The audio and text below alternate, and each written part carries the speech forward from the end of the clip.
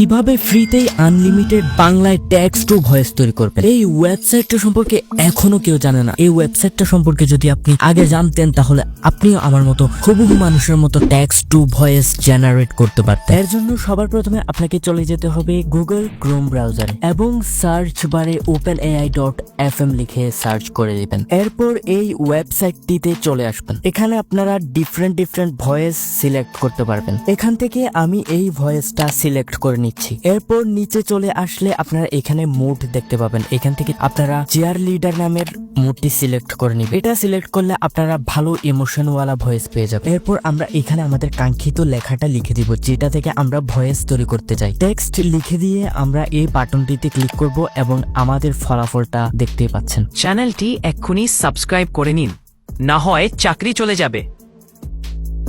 কিন্তু একটা কথা সবসময় মনে রাখবেন, এআই আপনার জব খাবে না, কিন্তু এআই জানা ব্যক্তি আপনার জব অবশ্যই খাবে।